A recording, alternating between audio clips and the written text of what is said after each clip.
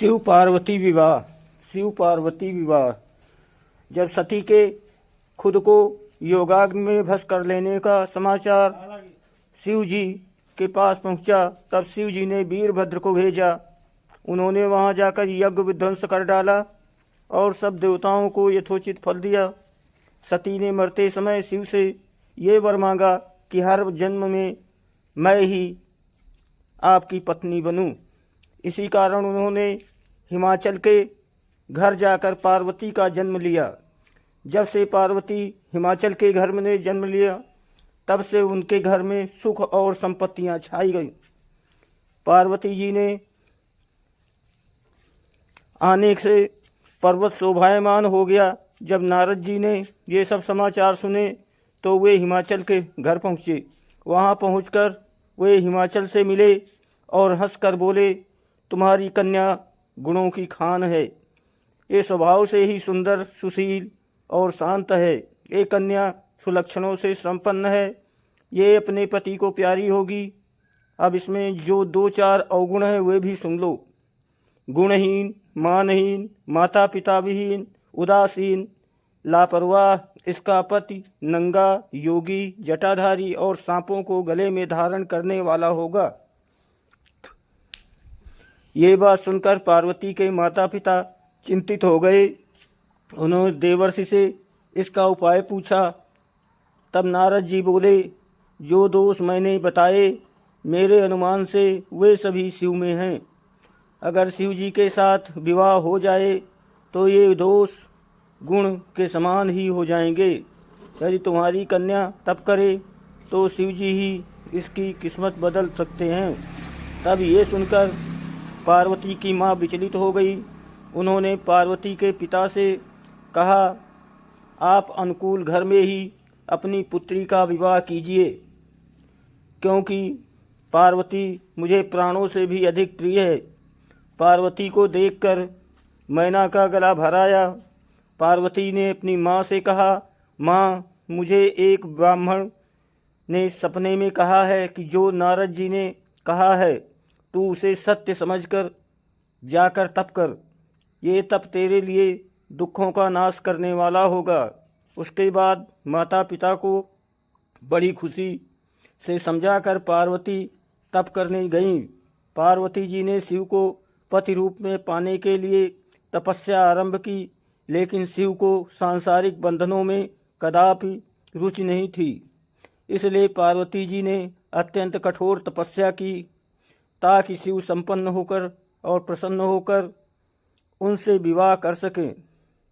जब सप्तर्षि सती की परीक्षा लेने गए, सप्तर्षि ने पार्वती से जाकर पूछा, तुम किसके लिए इतना कठिन तप कर रही हो? तब पार्वती ने सकलाते हुए कहा, आप लोग मेरी मूर्खता को सुनकर हंसेंगे। मैं शिव को अपना पति बनाना चाहती हूँ। पार्वती की बात सुनकर सभी ऋषि हंसने लगे और बोले कि तुमने उस नारद का उपदेश सुनकर शिव को अपना पति माना है, जो सब कुछ चौपट कर देता है। उनकी बातों पर विश्वास करके तुम ऐसा पति चाहती हो जो स्वभाव से ही उदासीन, गुणहीन, निर्लज्ज, बुरे वेश वाला, बिना घर वाला, नंगा और शरीर पर नागों को धारण करने वाला है। ऐसे वर के मिलने से कहो तुम्हें से क्या सुख मिलेगा? अब हमारा कहा मानो, हमने तुम्हारे लिए बहुत अच्छा वर चुना है। हमने तुम्हारे लिए जो वर चुना है वो लक्ष्मी का स्वामी और बैकुंठपुरी का रहने वाला है। तब पार्वती उनकी बात सुनकर बोली और कहा कि मेरा हठ भी पर्वत के ही समान मजबूत है। मैं अपना ये जन्म शिव के लिए हार चुकी हूँ। मेरी तो करोड़ जन्मों तक यही जिद रहेगी। पार्वती की ये बात सुनकर सभी ऋषि बोले, आप माया हैं और शिव भगवान हैं। आप दोनों समस्त जगत के माता पिता हैं। ये कहकर सप्तर्षि पार्वती को प्रणाम करके वहाँ से चले गए।